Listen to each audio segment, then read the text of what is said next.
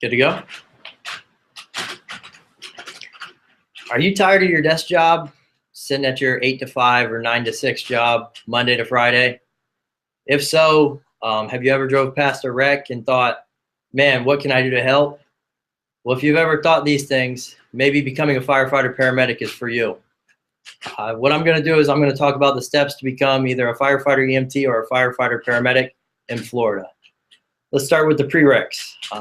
First off, you need to have a GED or a high school diploma, which everyone in this class obviously has. Also, in order to get into EMT school, you have to have BLS Healthcare Provider CPR. This is an 8-hour class, 4 hours of lecture, and then 4 hours of hands-on and actually doing the skill of CPR. Once you've got that cert, then you can start applying to EMT schools. Now, EMT school, there's 3 months or 6 months. It depends on whether or not you're doing full-time or part-time. Full-time is usually 3 days a week, 8 to 6. It depends.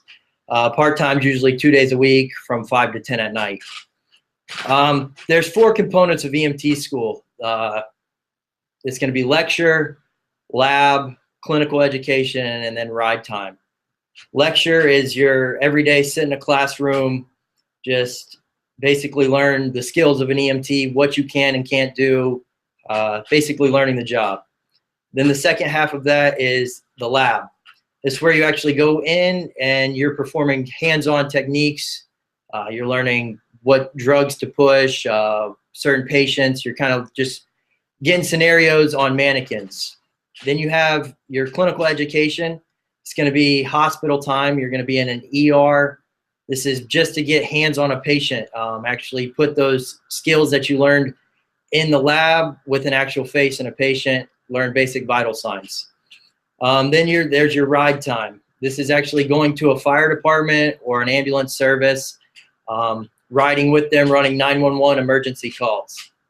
So that's basically EMT school. Then you take your national registry, which is basically your state exam, and you get your cert. Then we'll go on to fire school. There's 2 parts of fire school, Firefighter 1 and Firefighter 2. Basically, it's the same length of EMT school if you do the day program full-time, and the night program is 6 to 7 months, part-time. So day program is 8 to 5, Monday to Friday, and then night program is 5 to 10, 2 to 3 days a week. Let's break it into Firefighter 1. This is where you cannot operate inside the hot zone. And what I mean by hot zone is you can't go inside of a burning building, and you also have to work under the supervision of a Firefighter 2. That's the first half of the class. The second half is your Firefighter 2. That's where you go more in depth. Become a career firefighter, you do have to be Firefighter 2 certified. All in all, when Firefighter 1 and 2 are over, you take your state test, you get your cert in the mail, then you're a firefighter EMT. The third part of this is probably the most demanding portion. It's paramedic school. Paramedic school can be anywhere from 9 months to 16 months. It depends whether or not you're doing part-time or full-time again. The one I did, the one I'm most familiar with, is shift friendly. So firefighters work a 24-48 schedule. It's whatever day you're off, like say that second day after you get off, that's the day you go to school. It's broken into usually 3 semesters.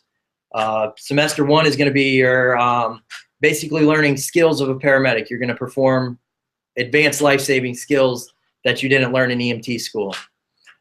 Second semester is usually ACLS, which is Advanced Cardiac Life Support, and your trauma. This is where you're going to learn your CPR, your drugs that you push during cardiac arrest, anything like that. So basically, somebody happens to die on you, you perform the procedures you need to save their life. Second half of semester 2 is trauma. This is vehicle accidents, gunshots, stabbings, falls, stuff like that. You learn the techniques you need to know to save their lives, patients' lives.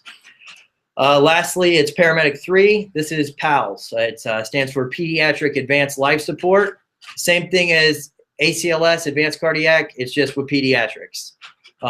Meanwhile, during this time, you are having, again, your clinical education and your ride times. This is your ride times are basically the most important because 90% of firefighters do work on an ambulance service also. So basically, these are the steps you need to become a firefighter paramedic in the state of Florida.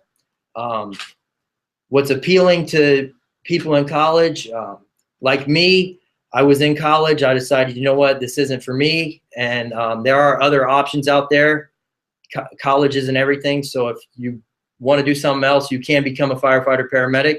And I just went through the steps to become one. So there you go.